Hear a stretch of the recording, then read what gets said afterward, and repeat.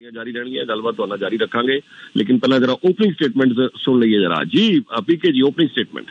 सब तो बड़ी गल जी जरा वो बिल सीगा मोर होम्स बिल्ड फास्टर बिल 23 वो 28 तरीक नू परसों पास हो गया जी, नवंबर 28 नू पास हो गया। और हालांकि बड़ा क्रिटिक्स ने बड़ा उसके अगेंस्ट भी किया है, लेकिन डग फोर्ड साहब बिल्कुल इस एडमिन ने उन्होंने बड़े रीजन दिते ने, उन्होंने सामने कई जगह त्याग सैक्रीफाइस करने पैणगे and we have to come up with the inventory, सानू कार लेके आनी पैणगे। I think it is a welcome sign and उन्होंने प्रोमिसेस के अंदर ए वाला भी उन्होंने प्रॉमिस पूरा किया है।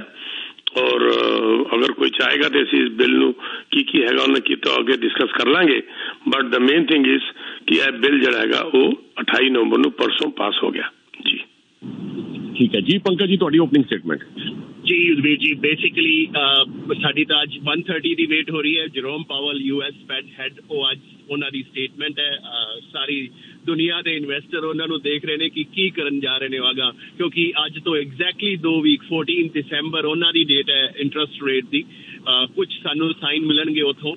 दूजी चीज साडी जिहड़ी कैनेडा के जिहड़े इंटरस्ट रेट की अनाउंसमेंट है वो अगले वेंसडे इत्थे डिस्कस जरूर करांगे 7 दिसंबर नू। और साडी जिहड़ी जीडीपी की रिपोर्ट कहती पई है यस इंटरस्ट रेट बढ़ेगा, क्योंकि हले भी 2.9% विच इज एक्सपैक्टेड तो थोड़ी जी ज्यादा, 2.8 एक्सपैक्ट कर रहे थे, 2.9 के करीब जीडीपी आई है कैनेडा की।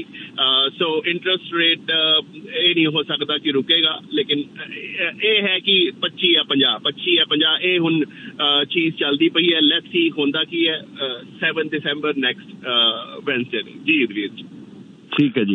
टीटी की रिपोर्ट के नाल मैं थोड़ा सा और ऐड करना चाहूंगा। उन्होंने नाल यह भी कहता है कि the worst is over now. उन्होंने बड़ा क्लियर वर्ड सीगा कि worst is over for the housing prices also कह रहे हैं, for the housing sale also कह रहे हैं नाल नाल।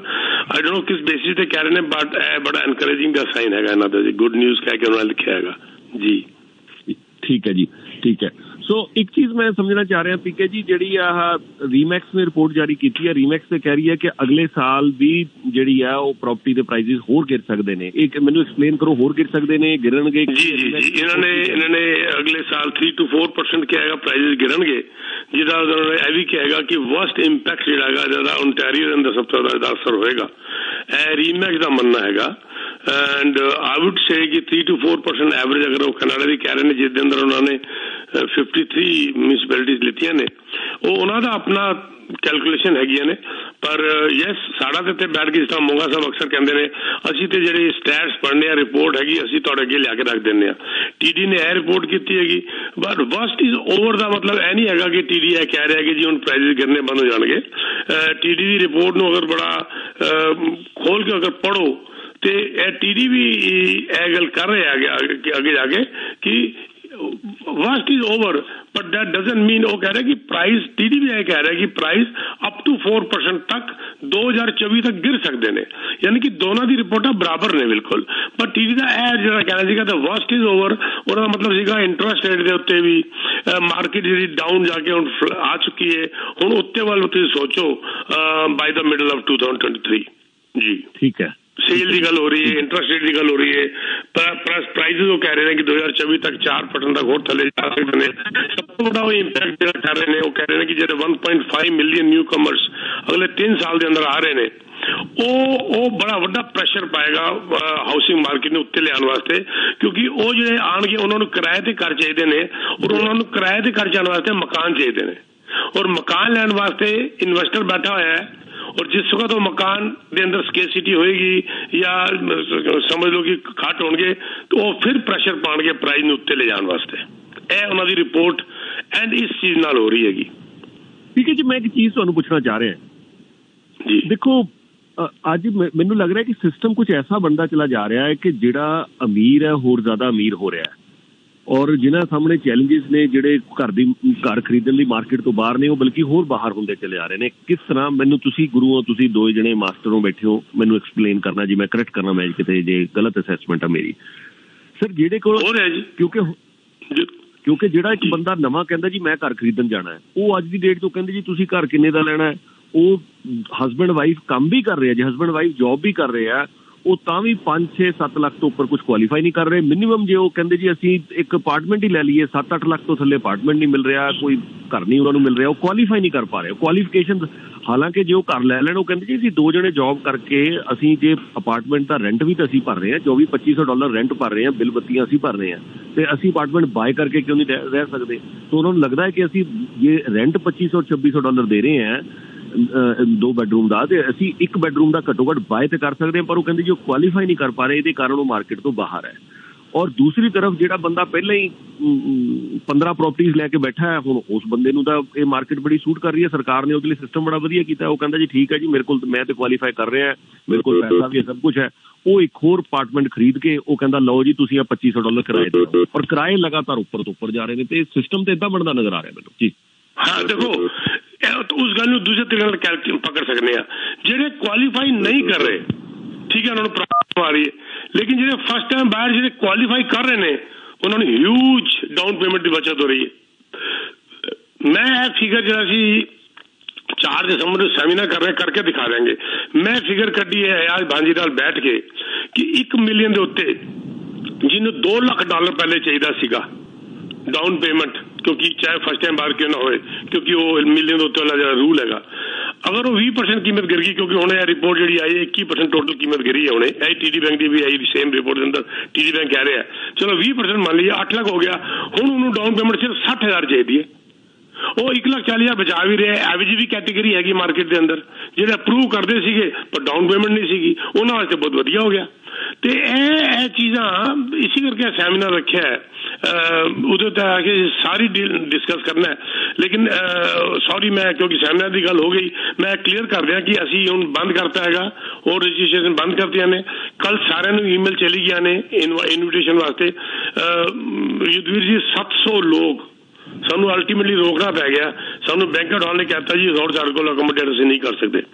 700 ਪੀਪਲ ਸਰ, ਨਾਟ ਏ ਜੋਕ, ਵਿਦਾਊਟ ਐਨੀ ਮਾਰਕੀਟਿੰਗ ਰਜਿਸਟਰ ਹੋ ਚੁੱਕੇ ਨੇ। ਉਹਨਾਂ ਨੂੰ ਸਭ ਨੂੰ ਈਮੇਲਾਂ ਚਲੀ ਗਈਆਂ ਨੇ। ਮੈਂ ਰਿਕੁਐਸਟ ਕਰਾਂਗਾ ਕਿ ਤੁਹਾਨੂੰ ਅਗਰ ਈਮੇਲ ਤੁਹਾਨੂੰ ਨਜ਼ਰ ਨਹੀਂ ਆ ਰਹੀ, ਤੁਸੀਂ ਆਪਣਾ ਸਪੈਮ ਜ਼ਰੂਰ ਦੇਖ ਲਓ। ਤੇ ਸਰ ਸਾਰੀ ਚੀਜ਼ਾਂ ਅਸੀਂ ਉੱਥੇ ਡਿਸਕਸ ਕਰਨੀਆਂ ਨੇ ਬੈਠ ਕੇ ਸੈਮੀਨਾਰ ਦੇ ਉੱਤੇ ਕਿ ਵੀ ਉਹਦੇ ਉੱਤੇ ਸਾਡੇ ਅਯਾਜ਼ ਭਾਂਜੀ ਵੀ ਬੜਾ ਰੋਸ਼ਨੀ ਪਾਉਣਗੇ, ਕਈ ਚੀਜ਼ਾਂ ਸਾਡੀ ਲਾਇਰ ਵੀ ਪਾਏਗੀ। ਅਸੀਂ ਅੱਜ ਉਹਨੂੰ ਬੜੇ ਡਿਟੇਲ ਹੀ ਡਿਸਕਸ ਕਰਾਂਗੇ ਸਰ। ਔਰ ਇਹ ਦੇਖੋ, ਤੁਸੀਂ ਅਫੋਰਡੇਬਲ ਘਰ ਦੀ ਗੱਲ ਕਰ ਰਹੇ ਹੋ ਨਾ, ਇਹ ਜਿਹੜੇ ਕ੍ਰਿਟਿਕ ਹੈਗੇ ਨੇ, ਜਿਹੜੇ ਬਿੱਲ 23 ਤੋਂ ਬੋਲ ਰਹੇ ਨੇ, ਉਹ ਕਹਿੰਦੇ ਨੇ you are talking about affordable home and you have taken N example of $1 million house.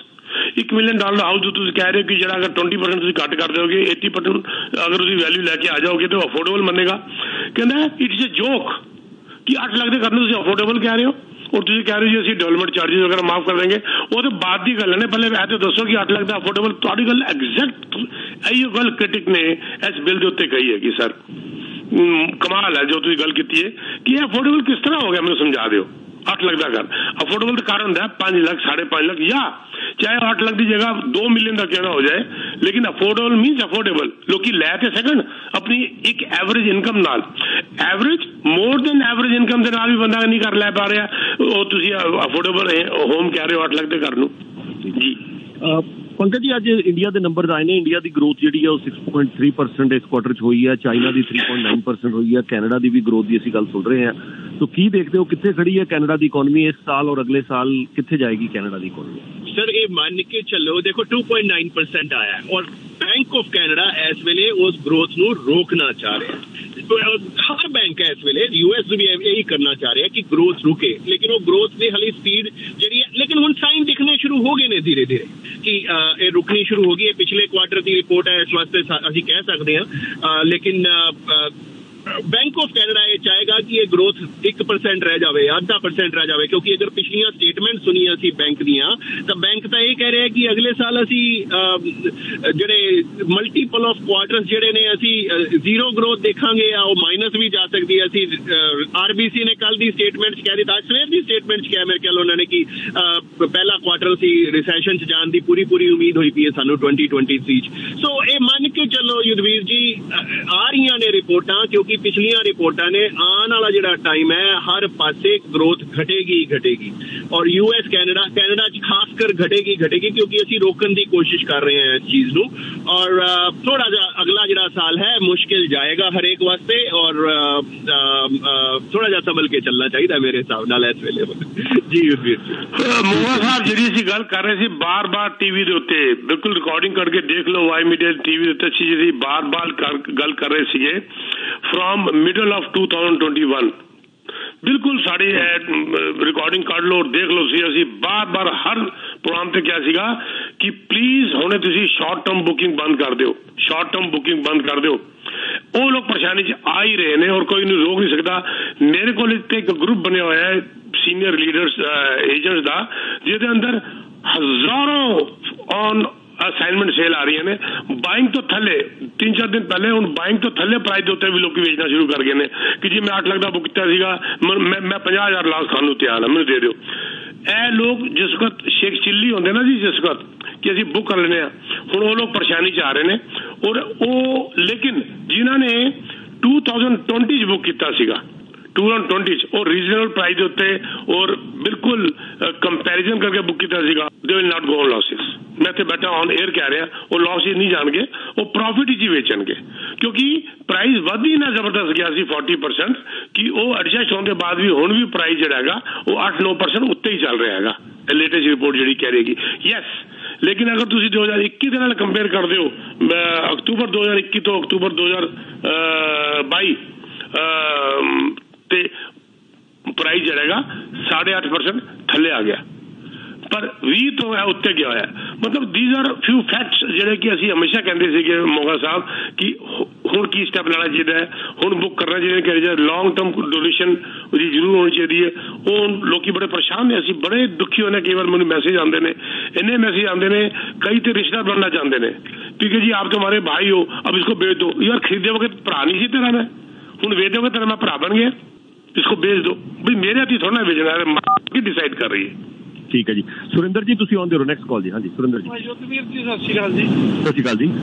Yudhvir जी मेरा सवाल पीके साहब नूं है कि जिहड़े कह रहे जी अप टू 4%, मैं हुणे रीमैक्स की रिपोर्ट देखी है जी गूगल के उत्ते, ontario दी जिहड़ी BC दी है वो 5% कह रही है।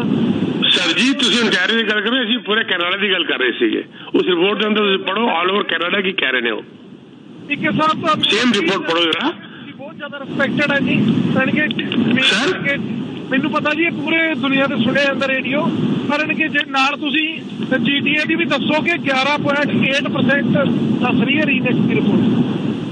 सर की कह रहे हैं, आवाज दोबारा कहना बॉस की कह रहे हैं? सुरिंदर जी हाँ जी सुरिंदर जी ਜਿਹੜੀ पीके साहब ਜਿਹੜੀ हाउसिंग मार्केट ਜਿਹੜੀ ग्रेटर टोरंटो ਦੀ ਹੈ वो 11.8% कह रही है ਤੇ ਜਿਹੜੀ BC ਦੀ ਉਹ 5% ਆਲ ਓਵਰ ਮੈਂ ਮੰਨ ਲੈਂਦਾ ਜੀ, ਪਰ ਤੁਸੀਂ ਆਲ ਓਵਰ ਕੈਨੇਡਾ ਦੀ ਦੱਸ ਕੇ ਤੁਸੀਂ ਗ੍ਰੇਟਰ ਟੋਰੰਟੋ ਜਿਹਦੇ 'ਚ ਅਸੀਂ ਰਹਿੰਦੇ ਆ ਤੁਸੀਂ ਉੱਥੋਂ ਦੀ ਨਹੀਂ ਦੱਸੀ ਕਿ 11 ਉਹ ਵੀ ਦੱਸ ਦਿੰਦੇ ਆ ਸਰ, ਕਿਉਂਕਿ ਗੱਲ ਆਲ ਓਵਰ RBC ਦੀ ਗੱਲ ਕਿਉਂਕਿ ਆਲ ਓਵਰ ਕੈਨੇਡਾ ਦੀ ਚੱਲ ਰਹੀ ਸੀ ਤੇ ਇਹਨਾਂ ਨੇ ਗੱਲ ਕੀਤੀ ਤੇ ਮੈਂ ਆਲ ਓਵਰ ਕੈਨੇਡਾ ਦਾ ਆਲ ਓਵਰ ਕੈਨੇਡਾ ਨਾਲ ਦੀ ਕੰਪੇਅਰ ਕਰਾਂਗਾ ਨਾ ਸਰ।